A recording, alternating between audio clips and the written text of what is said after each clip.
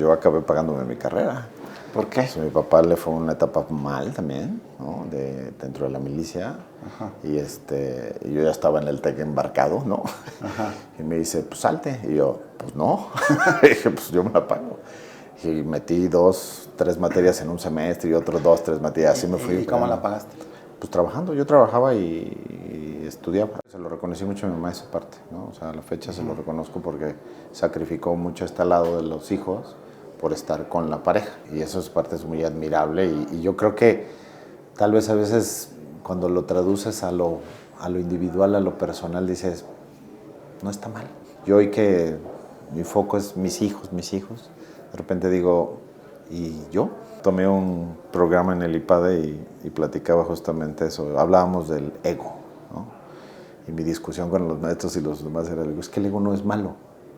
Depende cómo lo vean. O sea, algo para mí, ¿no? O sea, en qué momento disfruto, en qué momento me dedico un tiempo a mí. O sea, llámese spa, golf, moto, ver la tele, no sé, ¿no? Entonces cuando dices, ¿qué momento hay para mí? Y mi hijo estaba corriendo con la bola con sus primos y demás, ¿no? Jugando fútbol.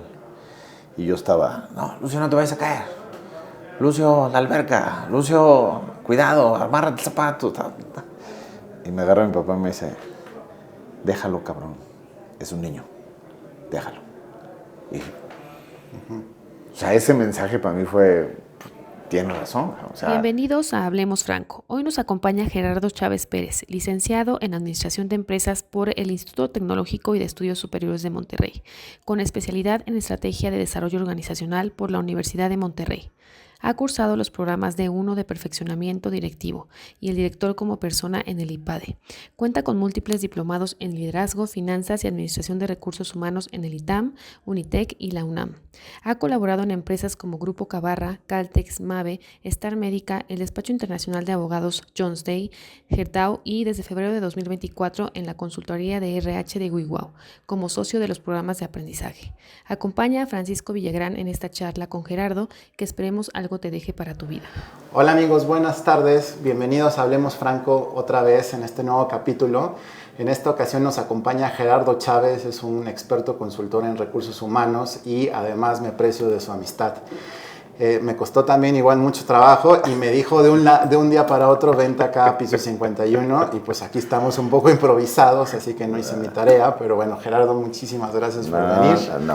Gracias por invitarme acá a la sede un poco de WeWow.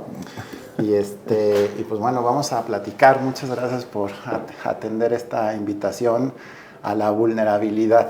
Y Gerardo, yo conozco a Gerardo y como buen borracho, pues lo conocí en una borrachera en Morelos. En una fiesta. En una fiesta. Y bueno, pues hace ya un rato, ¿no? Hace un rato tus hijos estaban chiquitos.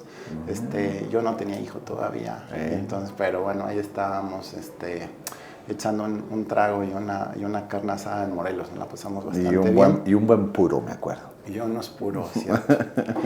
Oye, Gerardo, pues muchas gracias. Y pues quisiera empezar por el principio, tu familia.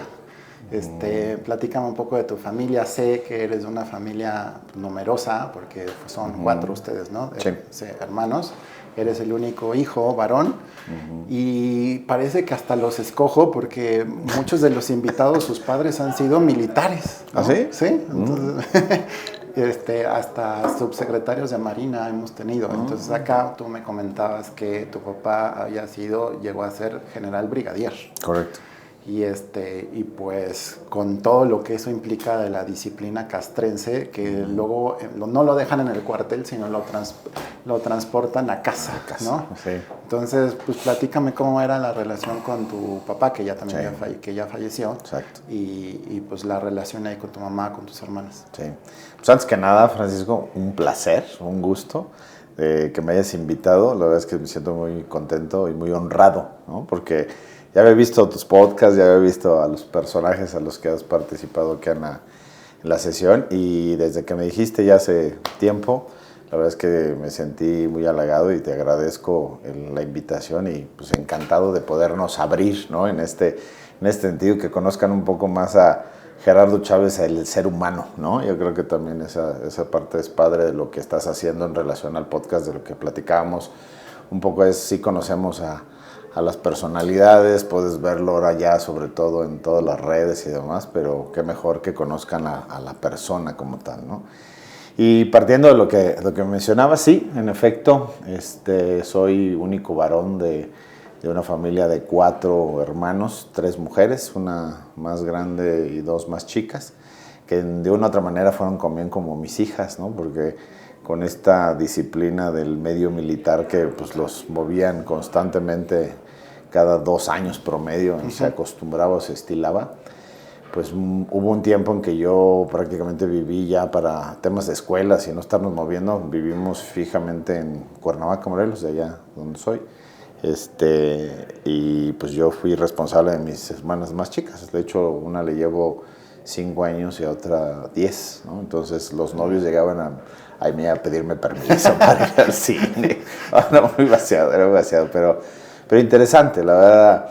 Fue muy interesante y esta situación con mi papá, que efectivamente tomó uno de los mayores rangos en la vida militar, digo, muy, muy reconocido también. Al final de cuentas, pues, esta disciplina que te va llevando tu costumbre, que yo siempre he dicho, es como cómo los papás en su momento te educaron en relación a lo que ellos sabían y lo que existía, ¿no? O sea, entonces, pero eso lo acabas entendiendo ya de adulto. Claro. ¿No?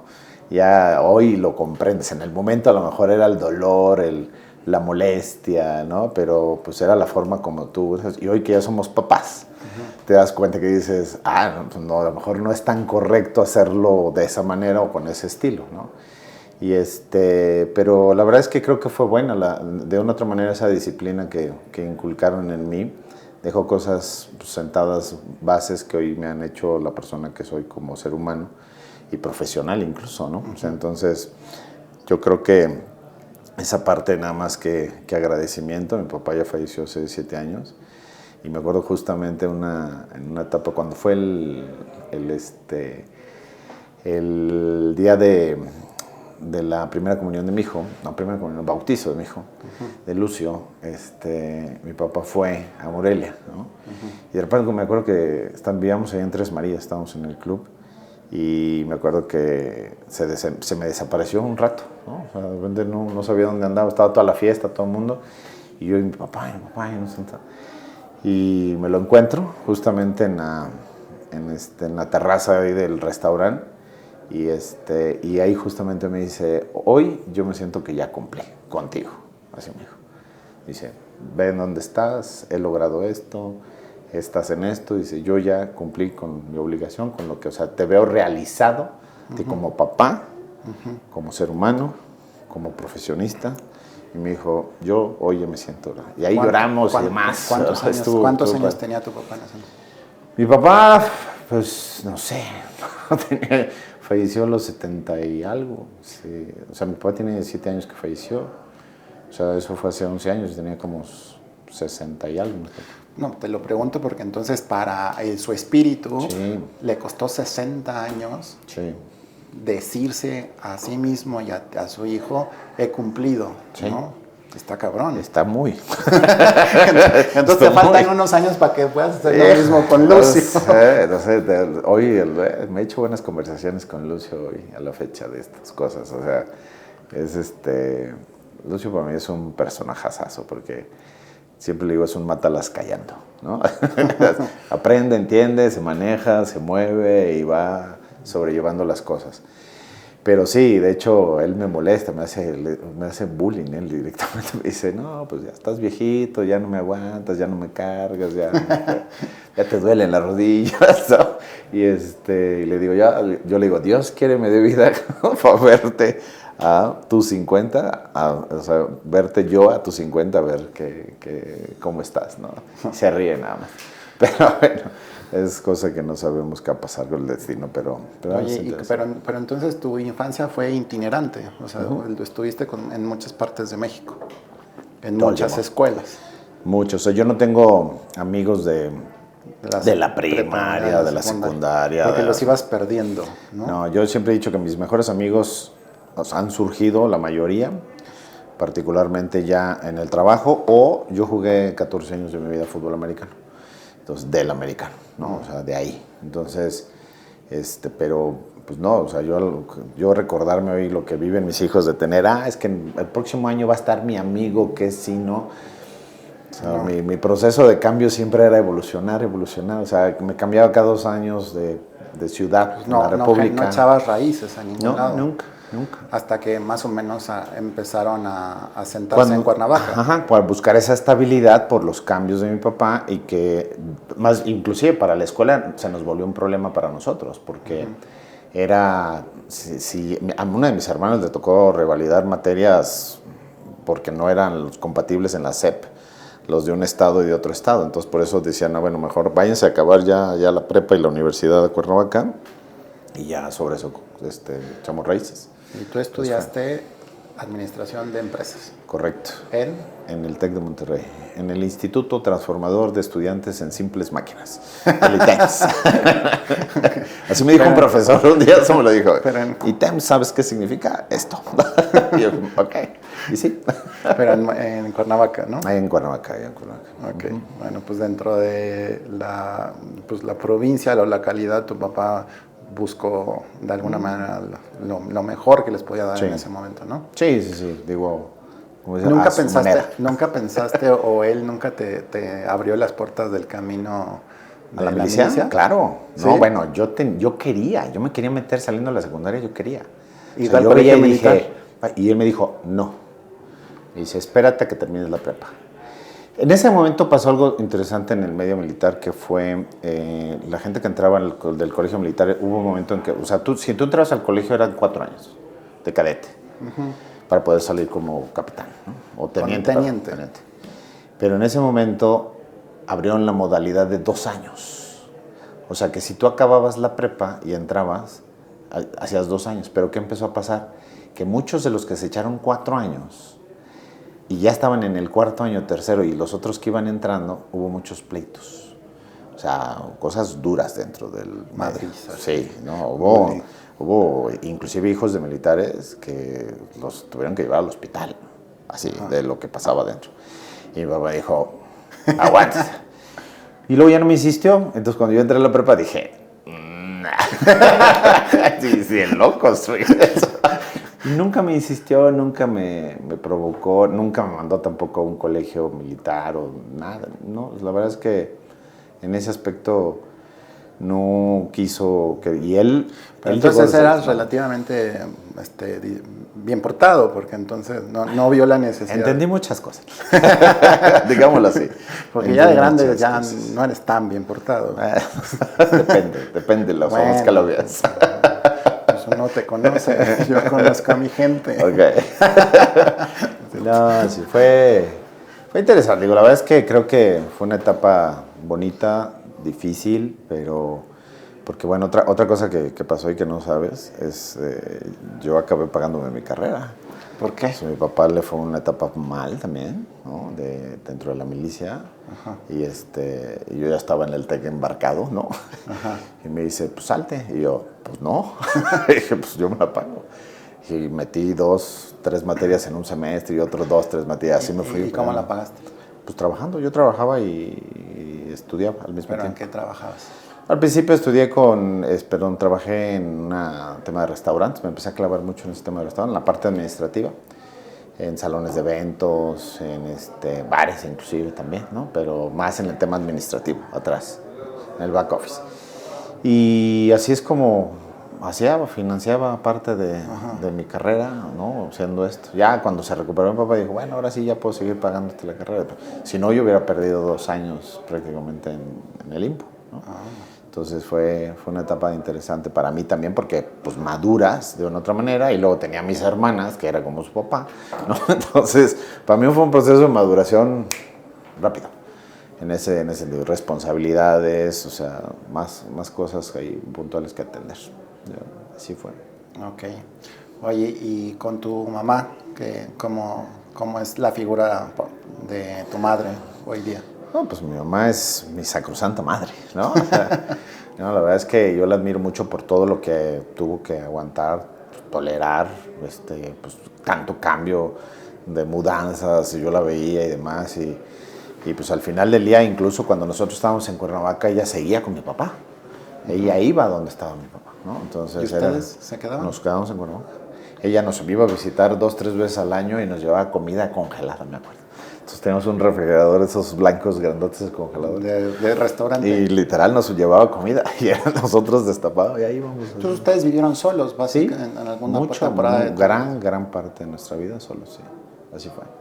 Fíjate la importancia, tu mamá le dio prioridad a estar con su pareja y sus hijos dijeron, bueno, pues ya están grandes, pues ya aquí que se atiendan. Totalmente. Eso los lanzó a una responsabilidad y a una madurez enorme, ¿no? Sí, eso es. Y yo la verdad es que nunca, al contrario, se lo reconocí mucho a mi mamá esa parte, ¿no? O sea, a la fecha se lo reconozco porque sacrificó mucho este lado de los hijos por estar con la pareja, ¿no? Y eso es parte es muy admirable y yo creo que tal vez a veces cuando lo traduces a lo individual, a lo personal, dices, no está mal, ¿no? O sea, yo hoy que mi foco es mis hijos, de repente digo, ¿y yo? No. Apenas tomé un programa en el IPADE y platicaba justamente eso, hablábamos del ego, ¿no? Y mi discusión con los maestros y los demás era, es que el ego no es malo. Depende cómo lo veas, o sea, al final del día, o sea, no es ser egoísta, sino es simplemente, oye, pues toda la vida has sido, sobre todo uno como hombre, como te ha enseñado la idiosincrasia o la cultura mexicana, es tú provees, no estamos acostumbrados a proveer, ¿no?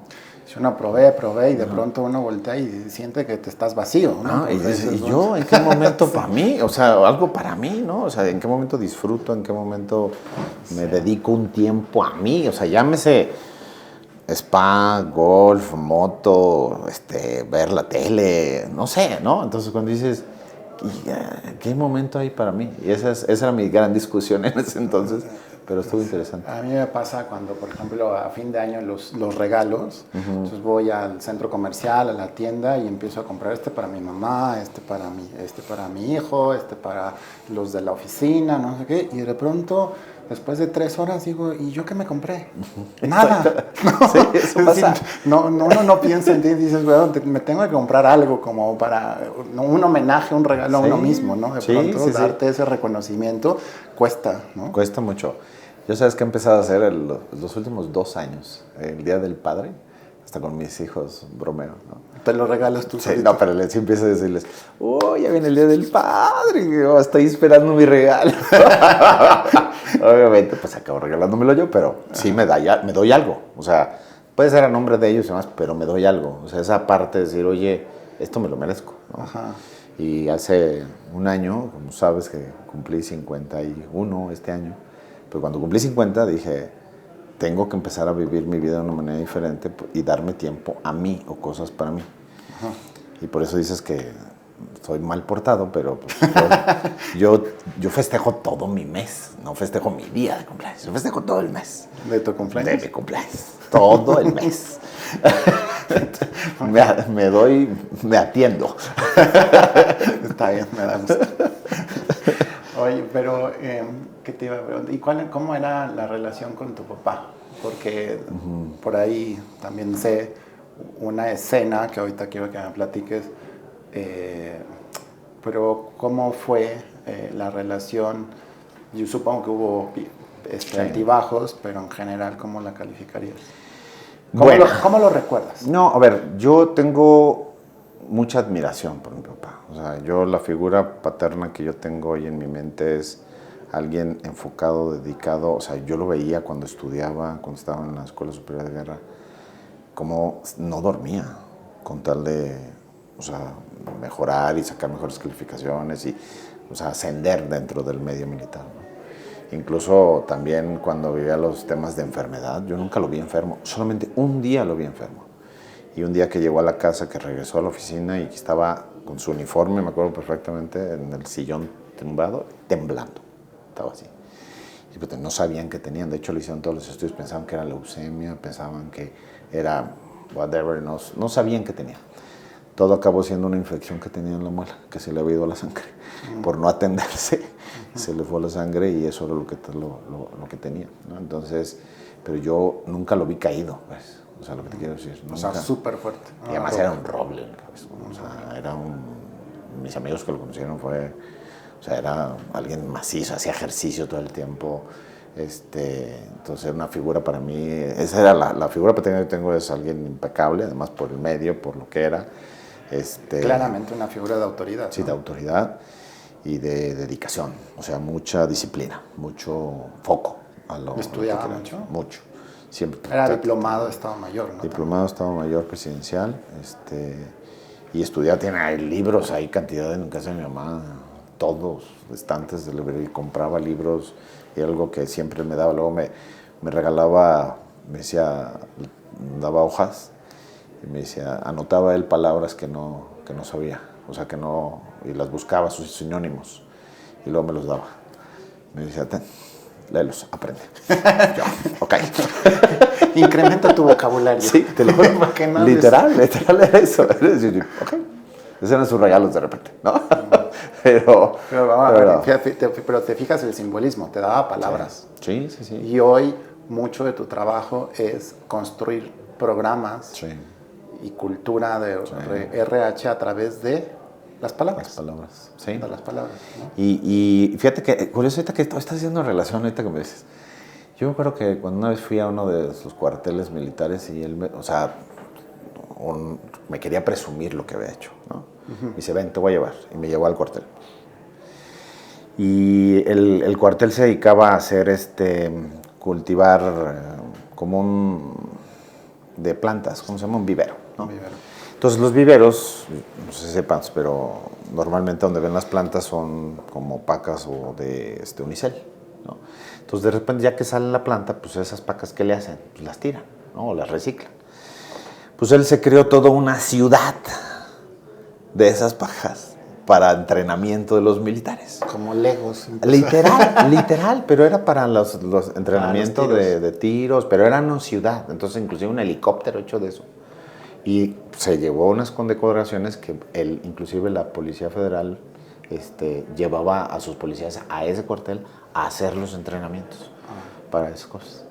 Y dices, pero creó toda una ciudad y me fue a platicar y enseñar. Entonces yo digo, mira, eso es una experiencia, que es lo que hoy a mí me gusta hacer dentro de los entrenamientos, generar experiencias. Y digo, bueno, qué fregón, ¿no? No lo había asociado hasta ahorita que lo estás haciendo. Oye, y ahí me voy a meter un poco más a tu intimidad, porque... Por favor. Dices que... Hablemos franco. Hablemos franco. Dices que la relación con tu papá fue buena, en términos generales, pero cuando falleció, estaba en el funeral, pues, el féretro de cuerpo presente, y los militares te dijeron, pasa, y cuando tú decidas, esto se abra al público. Y te quedaste unos minutos ahí platicando con tu papá. ¿Qué le dijiste? Gracias, y que lo perdonaba. Por esas ausencias, por esos malos tratos en algún momento, ¿no? ¿Qué crees que recibiste? Pues, que yo creo que recibí, sí. O sea, sin duda creo que todos nos equivocamos como seres humanos, ¿no? Y él yo creo que se equivocó varias veces, ¿no? Entonces, pero yo aprendí a perdonar porque justamente... ¿Pero se lo dijiste también en vida o sí, no? Sí. Curiosamente, la última etapa ya, justamente, y eso iba a hacer esa combinación, porque cuando él ya conoce a mi hijo, a Lucio, me acuerdo perfectamente que nos invitaba a su casa en Cuernavaca a carnes asadas, era de Montemorelos, Nuevo León, y me encantaba la carnita. Y dice, véngase, inclusive el día que falleció, nos había invitado el domingo a ver, y el sábado me avisaron que estaba muerto, ¿no? Entonces, pues yo tenía como esa esperanza, ¿no? De hecho, mis hijos a la fecha como que no se acuerdan bien del abuelo, o sea, como lo ven en la foto y dicen, porque estaban chiquitos todavía. Pero me acuerdo que un fin de semana de esos que estábamos ahí en donde vivía, un jardín, y mi hijo estaba corriendo con la bola con sus primos y demás, ¿no? Jugando fútbol. Y yo estaba, no, Lucio, no te vayas a caer. Lucio, la alberca. Lucio, cuidado, amárrate el zapato. Y me agarra mi papá y me dice, déjalo, cabrón, es un niño, déjalo.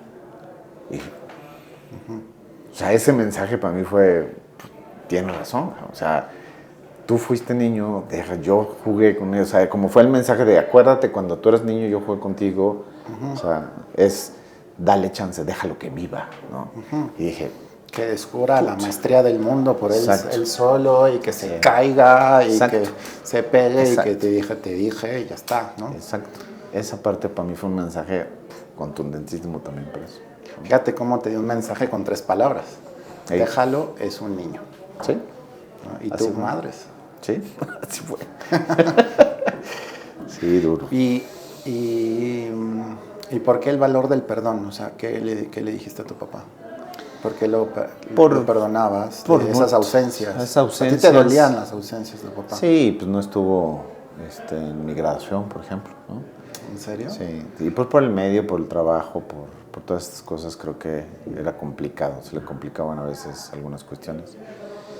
En ese momento pues no lo entendía yo, después lo entendí, pero vamos, o sea, fue complicado y hoy incluso lo traslado a mis hijos, ¿no? O sea, yo de repente yo no quiero ser ese papá ausente y porque fue lo que yo viví y era lo que no quería. Entonces cuando yo le pido, le digo te perdono y te agradezco también todo lo que hiciste por mí, lo que eres, ¿no? Y sin duda te equivocaste, pero pues eso es lo que nos hace mejores personas, ¿no?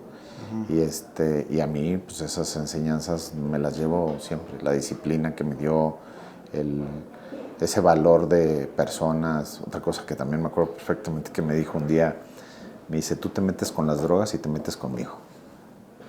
Yo dije, ok. Y a la fecha, gracias a Dios, no he necesitado nada de eso, ¿no? Entonces, para mí son mensajes muy, muy claros y muy contundentes que tengo aquí. Y no te quieras meter con tu papá. No. Y no ni quería, ¿no? Pero no, o sea, era duro. Y había cosas como, hoy lo platico con mi hijo, te digo, yo hago mucha correlación en eso, porque hoy yo llevo a cortarle el pelo a mi hijo y me dice, ¿cómo te lo quieres cortarle? Como tú quieras. Y a mí era, no, casquete corto. O sea, no hay opción, o sea, casquete corto. Y yo, mi hijo, le digo, se va de mohicano, le dejo el pelo largo, o se quiere rapar, lo que tú quieras. O sea, esas cosas, ese es como un balance, como ¿no? compensar, ¿no? Exacto. Entonces, sí aprecio mucho lo que me dio, lo que me dijo, lo que aprendí, las lecciones, pero también hay otras cosas que digo, no puede ser así, ¿no? Haciendo un poco de imaginación, pues claramente tú le dijiste a tu papá, te equivocaste y te perdono. Si hoy Lucio, o dentro de algunos años Lucio te dice, papá, te equivocaste, ¿qué crees que en qué te has equivocado? Fíjate que acabo de hacer algo. Acabo de hacer un ejercicio muy profundo. Yo acostumbro mucho a este temas de introspección y me encantan. Porque les acabo de hacer una pregunta a ellos muy puntual. Hace 2 semanas les dije, quiero que me digas qué es lo que no te gusta que yo soy como papá. A los dos les hice la pregunta, ¿no? Que by the way, Fátima tiene 13 y 13. Lucio tiene 10. 11. 11. O sea, que les preguntes eso a tus hijos, o sea, pues está complicado, ¿no? Sí, me costó mucho con Lucio porque me decía, es que me pongas a hacer qué hacer. Que me digas qué hacer. Que me digas que dependa mi cama. Como papá, ¿no? O sea, y yo pensé que me iban a decir algo así como, no, pues que nos grites o que la disciplina o, ¿no? Pero Fátima sí me dijo. Fátima me dijo algo bien interesante. Me dijo, dice, que seas tan terco. Dice, a veces hay cosas que podemos hablar negociadamente. Así me lo soltó. Y yo así de, ok. La entrenó Jorge, ¿verdad? Sí, pareciera. Yo así de, ¿en serio? Pero fíjate, fíjate la palabra que utilizó, que no utilizó la palabra necio. No, sino terco. Exacto. Porque hay una gran diferencia. Hay una diferencia, ¿no? Exacto. Sí, me lo dijo así. De hecho, me llamó mucho la atención también cómo lo utilizó. Y dije, ok. Y me habló. Dije, ejemplo. ¿Y si eres terco? Dice, a veces hay cosas que quieres que se hagan como tú quieres. Ajá. Dice, y negociando podemos hacerlas de otra manera. o escucha cómo se puede hacer de otra manera. Y yo, profesionalmente también me lo habían dicho ya en el pasado, ¿no? Alguna vez, algunos compañeros de trabajo, en un ejercicio también me dijeron, es que todo quieres que sea como tú quieres que sea, y te lo imaginas, y si no sale así, danos chance de crear. Hay tres maneras de hacer las cosas, la buena, la mala y la mía. Y lo que yo digo. No, sí. Pero sí, a veces como visualizo las cosas o como me las imagino, quiero que sucedan, ¿no? Y a veces ahí es donde soy medio terco. Pero sí soy así. Oye, pues bueno, ya de tu familia pasamos, de tu familia donde naciste y donde te criaste, pasemos a tu familia que tú creaste, ¿no? Y pues tuviste o has tenido la gran fortuna de ser papá. Sí.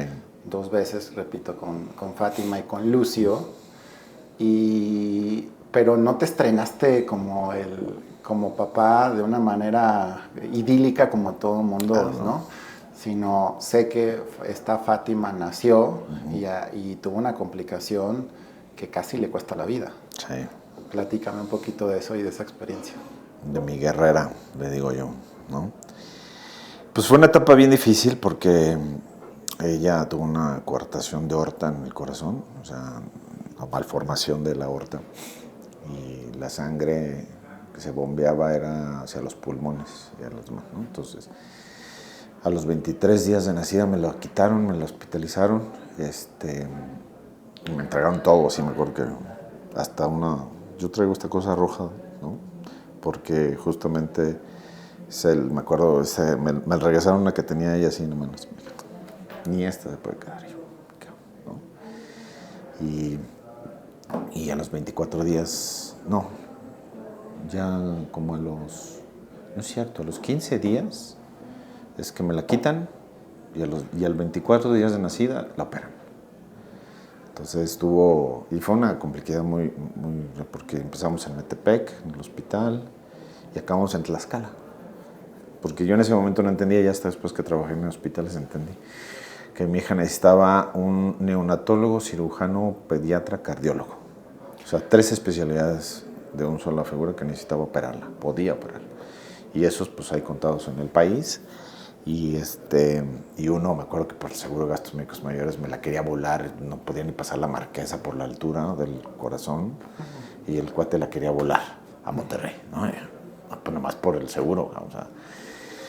Y acabamos en Tlaxcala, en el Hospital del Niño de Tlaxcala, porque ahí es donde se abrió una cama, una cuna, y ya estaba el especialista que podía operarla, que estaba en Puebla, y acabamos allá. Entonces fue una etapa bien vulnerable para nosotros como papás, porque dormimos en el carro, dormimos ahí, vimos situaciones de familias ajenas a nosotros que decíamos, híjole, estamos privilegiados en muchas cosas, ¿no?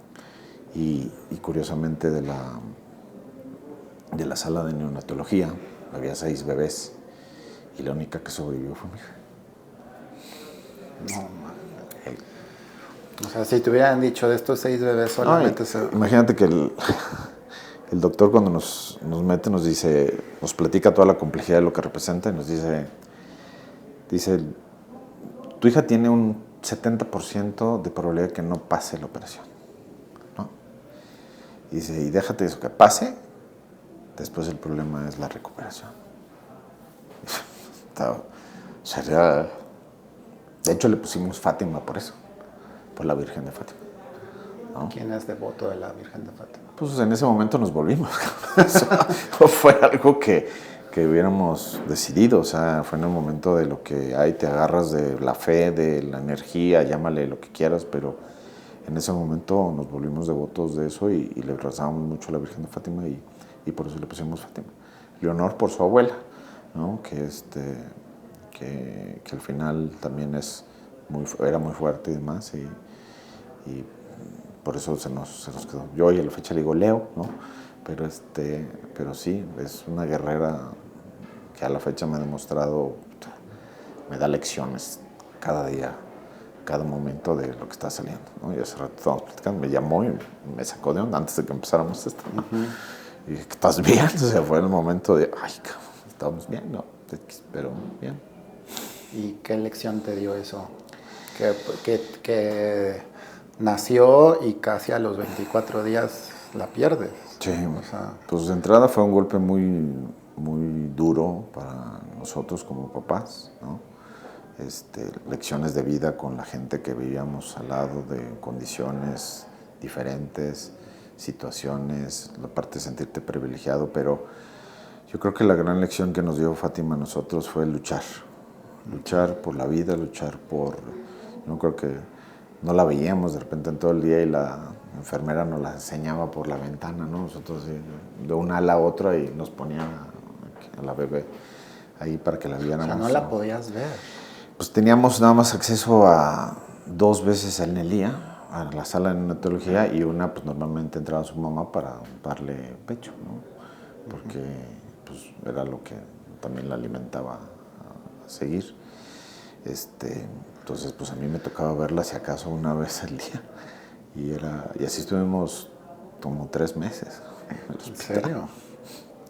Sí, fue una etapa bien complicada, pero ahí anda corriendo y dando en tu vida cotidiana, cuando sientes flaquear las piernas o la emoción, o dices, me acuerdo de esto. Yo siempre lo he dicho, ella es mi motivador, ¿no? Porque yo tengo la costumbre cuando no estoy con ellos, mandarles todos los días un audio, ¿no? De buenos días, excelente día, para que antes de entrar a la escuela lo escuchen y me contestan siempre. Y justamente cuando estoy flaqueando, cuando estoy hacia abajo, pongo sus audios. De ellos. De ellos. Los que te contestan. Exacto. Y ya como que, venga, sí se puede, vamos para adelante, ¿no? Es como esta parte, mi energizer, dirían por ahí, ¿no? Ellos son mis energizers favoritos. Claro. ¿No? Ay, qué maravilla, porque es una historia terrorífica, porque yo no puedo decir otra cosa, pues porque se te iba a morir tu primogénita a los 24 días. Sí. Y después tienes la bendición de que llegue... Sí, Lucio. Cuando llega Lucio, inclusive teníamos miedo porque era más propenso a que sucediera, que trajera la misma complejidad, ¿no? Pero no, le hicimos estudios y todo y afortunadamente salió un diablillo. Ahí anda. Oye, y bueno, pues aquí tuviste un poco, o has tenido que estar lidiando con ese fantasma de papá ausente que tuviste con tu papá, porque después desafortunadamente te divorcias, ¿no? Sí. Y bueno, los motivos y las causas y eso lo dejo en la intimidad de tu ser, no me voy a meter ahí. Pero después entonces te colocas en automático como... Sí. Y ahora voy a estar en una posición un poco como la de mi papá, sí, ¿no? Entonces ahora tengo que hacer un doble esfuerzo para estar ahora presente. Sí. ¿Y cómo ha sido ese reto? Difícil, muy difícil porque era una... Hace 2 años pasó, ¿no? Hace 2 años. Y fue por estas fechas, porque fue la primera Navidad que acordamos mutuamente, afortunadamente su mamá y yo, de pasar esas fechas juntos, ¿no? Por ellos. Y fue bueno, pero fue difícil, muy difícil, ¿no? O sea, el saber que ya no estás, y sí estás. Y para mí era esta parte de decir, ay, o sea, yo no quiero que ellos vivan o que sientan que soy un papá ausente, ¿no? Pero afortunadamente me han dado cachetadas de madurez muy fuerte ellos dos, porque como que me han dejado ver a últimas fechas, decir, yo sé que ahí estás. O sea, tranquilo, yo sé que ya estás, tú estás ahí, pero al inicio fue dolorosísimo. Para mí me costó muchísimo trabajo digerirlo, yo hacia ellos, ¿no? Porque era decir, no quiero dejar de estar, quiero estar contigo, quiero verte, quiero encontrar una manera de tener esta conexión, que me veas, ¿no? Y eso, pues con la situación era complicado, ¿no? De por sí, ya mi trabajo, de por sí a distancia, luego súmale la situación de la separación, ¿no? O sea, eso no suma en esa situación.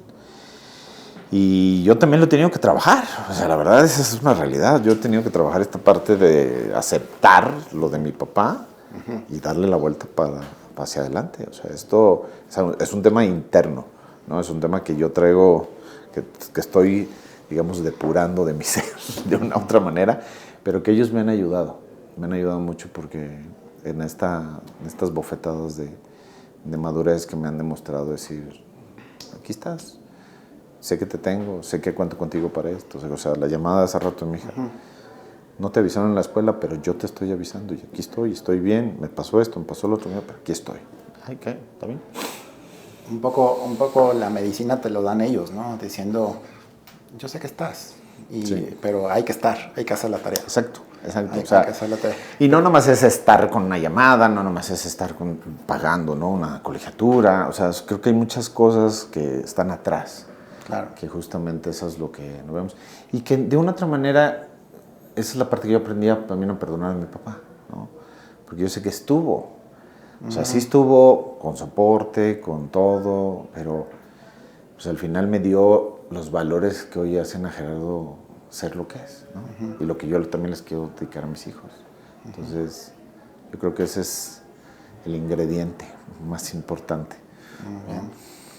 Pues, bueno, te felicito porque yo aquí Gracias. También lo que he procurado también, que vengan ahí en tu lugar, pues personas que tienen una vocación de padres, porque me parece que eso es una característica que a mí me llama la atención y que comparto, ¿no? Yo por mi hijo también tengo una fascinación especial y claro que se convierte en tu propósito vital, ¿no? Y es todo un reto estar ahí tratando de estar presente, ¿no? Sí. ¿No? Sí, ese es como, digo, yo me acuerdo perfecto, yo siempre quise tener hijos, ¿no? Que para mí mi sueño, mi ideal era, yo quiero ser papá. Pues ya lo tienes, ahora la responsabilidad, no nomás es que bueno que lo tienes, ahora la responsabilidad. Pero ya hoy ir viendo las edades complicadas en las que están, donde tienes que ir soltando, ¿no? Esa parte, por ejemplo, me duele con Leo, que hoy ama a su celular y su cuarto. Me cuesta trabajo. Ya no te va a pelear mucho pronto. No, por eso, pero hoy me duele esa parte, ¿no? O sea, de decir, ay, o sea, ¿cómo le hago para saber que de una otra manera encontremos una conexión, algo que nos acerque, que nos lleve, y tenemos cosas en común que nos ayuda, ¿no? O sea, esa es la parte que yo he buscado y encontrado con ella. La encontrarás, saber educar también, como lo dijo tu papá, sí, no es... que te dijo, déjalo, es un niño, lo que te estaba diciendo es, dale libertad a un niño de 3, 4 años. Exacto. Yo creo que es la misma fórmula, pero con otros caminos. Es decir, a Fátima le tendrás que dar libertad, sí, ¿no? Sí. Es decir, yo creo que lo que tienes que hacer, y lo has hecho, pues es darle un entorno en donde estén cubiertas sus necesidades básicas. Correcto. Y un entorno amoroso, y de ahí que jueguen, ¿no? Que tiren y se van a equivocar, con la libertad, ¿no? Y que se equivoquen. Pero ahí tenemos que estar, ¿no? Exacto. Entonces, eso es, digamos, a lo que estoy también yo jugando o intentando jugar. No es fácil. Nadie dijo que era fácil ser papá, pero aquí estamos. Sí, ahorita me acuerdo de una anécdota que ya la he platicado en mi vida personal, pero que es muy buena y yo creo que te va a servir. Que dicen, en la época del Real Madrid, de los 50, 60, de las grandes copas de Europa, tenían un entrenador, Miguel Muñoz, de muchos años estuvo, y que entrenó a Alfredo Di Stéfano. Okay. Y Alfredo Di Stéfano, pues la leyenda, ¿no? Pues dice Alfredo Di Stéfano en sus memorias que una vez les estaban dando una paliza, ¿no? en un partido, y al medio tiempo pues no sabían qué hacer. Miguel Muñoz no dijo mucho, y al final casi del medio tiempo le dice Di Stéfano al entrenador, mister, ¿qué hacemos? Pues porque no estamos dando. Y que dijo, lo que nos contestó ha sido la mejor lección de fútbol que me han dado en la vida. Alfredo Di Stéfano. Y dice, salgan y hagan fútbol. Okay. Salgan y hagan fútbol. Dicho de otra manera, ustedes saben hagan lo que saben hacer. Ustedes saben jugar al fútbol. Entonces les dio la libertad de hacerlo y ustedes jueguen. ¿Qué es lo que está diciendo? Jueguen. Entonces, pues, ¿qué es lo que estás haciendo? Jugar el papel de padre. Sí. Y ella, pues, y era pues el papá el papel de hija y de preadolescente. Pero la recomendación que nos podemos dar a ambos es jueguen, o sea, tú juegas, no te agobies tanto de ese tema, ¿no? Sí, y fíjate que lo llevo a coyuntura con algo también personal. Hace rato hablamos del ego, ¿no? Y hablábamos de esta parte de decir, tu vida, en qué momento te permites también tu vida. Y es incongruente, ¿no? decir, quiero que jueguen, pues juega tú también, juega la tuya, deja que jueguen y busca esa sinergia en el camino, ¿no? Pero sí está interesante. No la molestes tanto, dale libertad y que se equivoque. Está bien. Oye, bueno, pues terminamos un poco la parte personal, pero pues siempre le damos una vuelta por una pincelada por toda tu vida y no quisiera dejar pasar el ámbito profesional en el que ahora yo estoy mucho en contacto contigo. Sí. Y porque yo te conocí y eras... siempre has estado en el ámbito de recursos humanos. Correcto. Y a mí el ámbito de recursos humanos se me hace tan vasto y universal que hay un montón de cosas. Y primero estuviste, bueno, cuando yo te conocí en Jones Day, después en Gerdau, y después tú pusiste tu consultoría. Y luego un pescador enorme te jaló, Jorge Rosas, nuestro amigo, y te fichó, hasta ya te mimetizó, te vistes igual que él, te visito. Y me quité mi pin, ¿eh? Ajá, playera. Eres un Jorge Rosas cualquiera, cabrón. No. Te portas igual.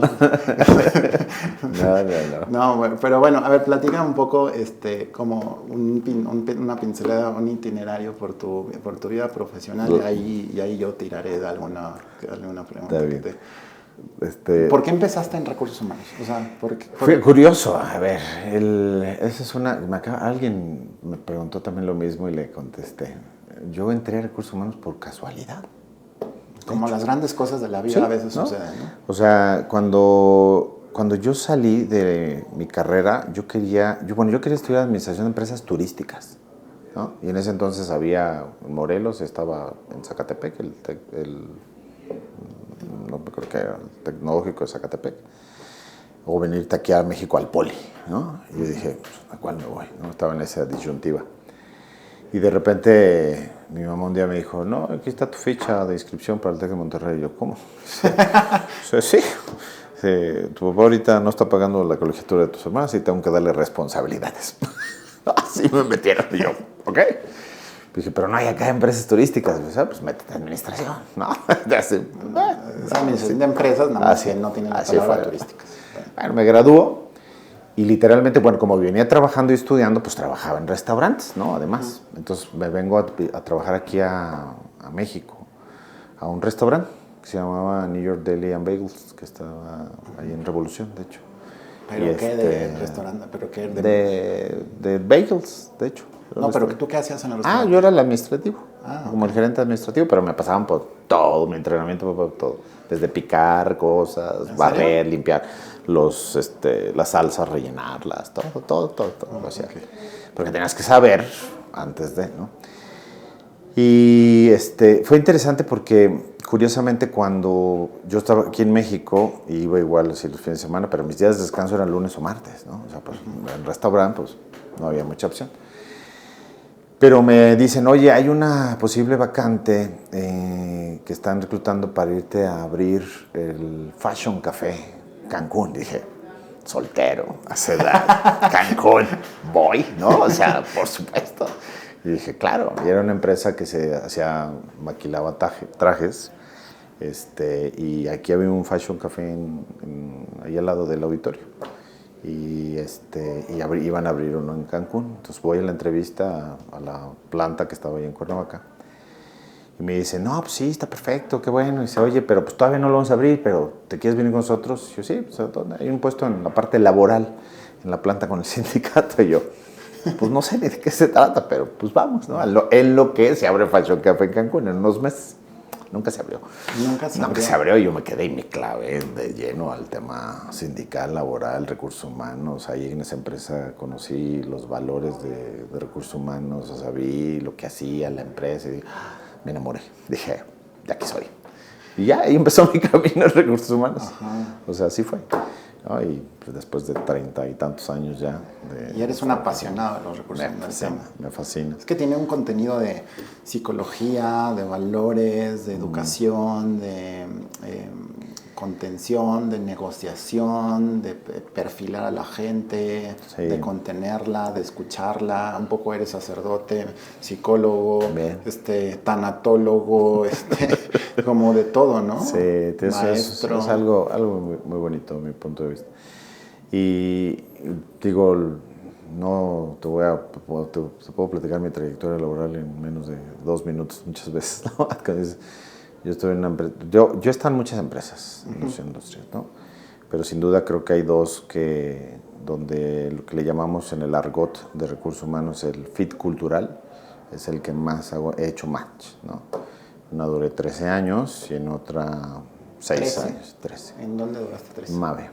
¿No? Mave. Sí, para mí fue una gran escuela, ¿no? Me mandaron de expatriado, regresé, conocí todas las áreas del negocio, corporativo, supply, proyectos, sistemas. ¿Dónde estuviste expatriado? En Centroamérica, en Guatemala. Entonces por allá. No, ya entendí. Entonces, exacto. Entonces, pero fíjate como una decisión, porque es que Gerardo, su ex esposa es guatemalteca. Correcto. Entonces, pero fíjate como una decisión de profesional te lleva a otra cosa. Terminó a conocer a la mujer con la que te ibas a casar. La mamá de mis hijos. Y la mamá de tus hijos. Exacto. Sí, la verdad es que por destinos y nos echamos 2 años a distancia además todavía, ¿eh? Hasta que ya le dije, ya se me acabaron las millas y luego le dije, ya vamos, nos casamos o qué, ¿no? Y ya así fue, literal, ¿no? Entonces, después de 2 años a distancia ya decidimos casarnos y ya se vino ella a México. Pero bueno, esa fue una gran experiencia de vida profesional y después brinqué algunas, digo, no haces match fit con la cultura de la empresa, pero vas trabajando, ¿no? Y curiosamente yo llego a WeWow ahora, gracias a nuestro querido amigo Jorge, ¿no? que me mandó a un diplomado el año pasado. Me dijo, tienes que tomar este curso. Él lo había tomado 1 año antes. ¿Cuál? ¿El del IPADE? Al del IPADE, que se llama El Director como Persona. Ese también me lo recomendó. Güey, tienes que tomarlo. Lo voy a conocer. O sea, es una introspección a ver si me lo financia WeWow. ¿Cómo no? Pues bueno. ¿Cómo no? Tengo algunos contactos ahí. Sí. Y vamos a hacer cosas ahorita con el IPADE, es comercial. Vale la pena que lo vayamos viendo. Pero bueno, es una introspección muy profunda, muy profunda. O sea, yo creo que yo he tomado 2, 3 cursos en el IPADE y creo que con el círculo de gente con la que más acabas haciendo relación y teniendo una conexión es con ese equipo. ¿En serio? Sí. Porque pues te vulneras, o sea, y es...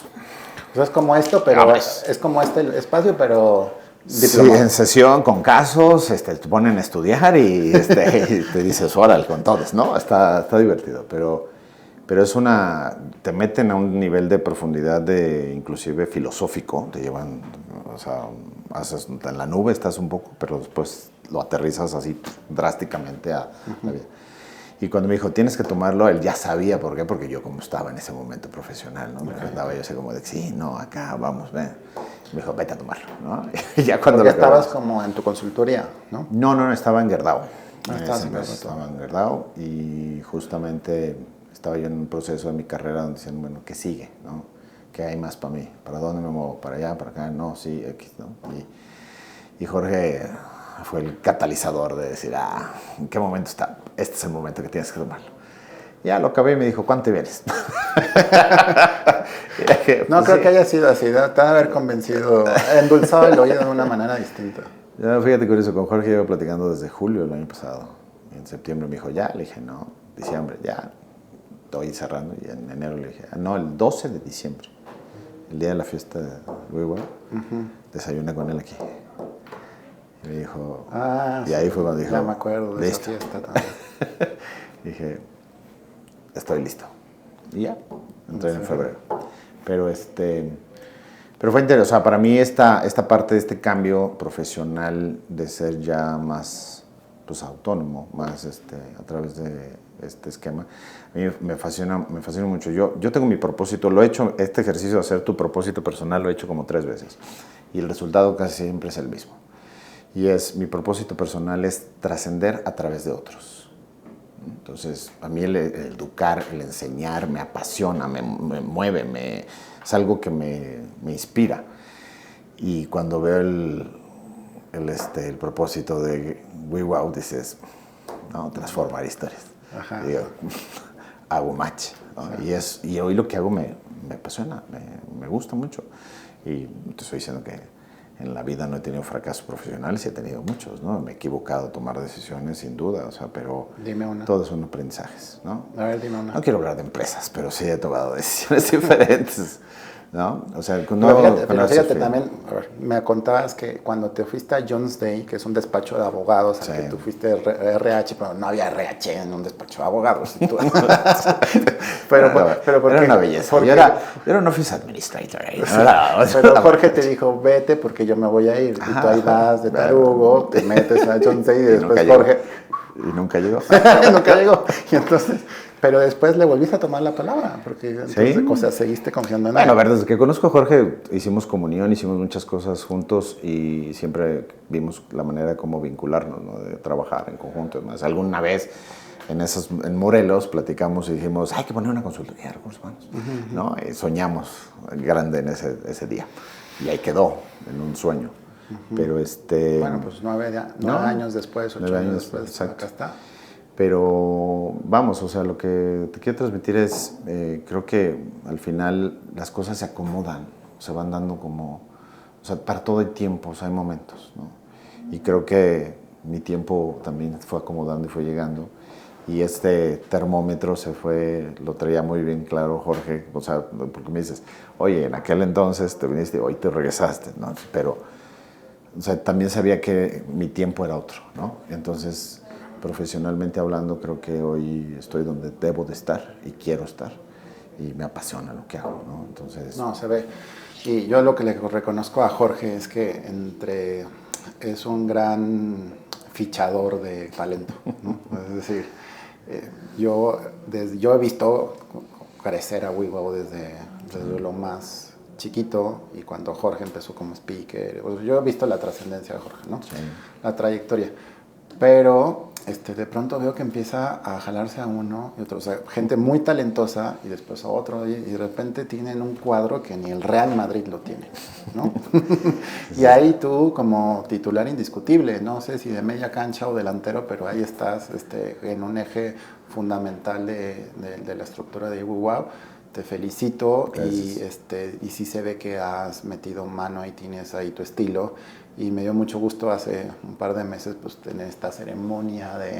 Cierto. Es nuestro padrino, por cierto. Yo soy su padrino. ¿Cierto? Y en donde pues les dimos la bienvenida como los directivos, ¿no? Sí, como socios. Entonces, como socios. Y los deseos que pusimos en esos papelitos. Exacto. Yo estoy seguro que en unos años se van a abrir y los vamos a ver cumplidos. Yo estoy seguro también de eso. La verdad es que la apuesta es muy grande, lo que aspiramos es como Jorge lo hace, ¿no? Tirándole a todo, pero eso es creo que lo que debe ser, ¿no? Y hoy tenemos creo que las personas correctas, entonces estoy seguro que esto va a exponenciar y a reventar en poco tiempo.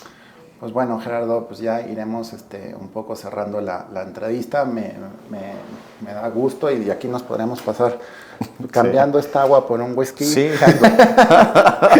Y platicando de muchos temas, pero bueno, ya te di una pasada por tu papá, por tu familia, por tus hijos, por el evento de Fátima, por algunas otras cosas no gratas. Pero al final la sensación que me da es que eres un tío feliz a tus 51 años.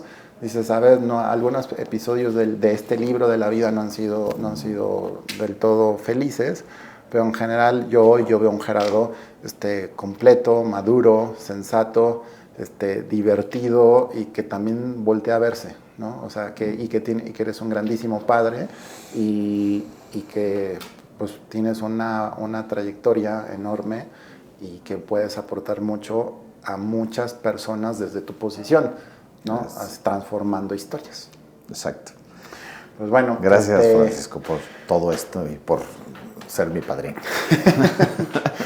Oye, Gerardo, y bueno, cerramos como con todos los invitados, y ahora te cedo la palabra para que, si yo ahora siempre estuve formulando las preguntas, ahora tú le dejes una pregunta a quienes nos escuchan y a quienes son seguidores del canal, que se hagan, ¿no? Y que los ponga a reflexionar a partir de tus experiencias. Yo sé que también le has aprendido algunas mañas, algunas piñas a Jorge, entonces la podrás dejar alguna, o alguna interesante. Entonces, pues dinos, pues mira, ¿qué les puedes decir? Te agradezco enormemente, Francisco, porque esto es más que una charla, como bien dices, es una terapia, ¿no? No tengo el título y no lo voy a hacer, pero... Ha sido muy bueno porque entre el catarsis, la reflexión, ¿no? y el poder hilar cosas en la conversación ha sido muy rico, porque de repente empiezo a caer en cuenta de otras, ¿no? Digo, esto que me faltaba, ya encontré el hilo conductor, ¿no?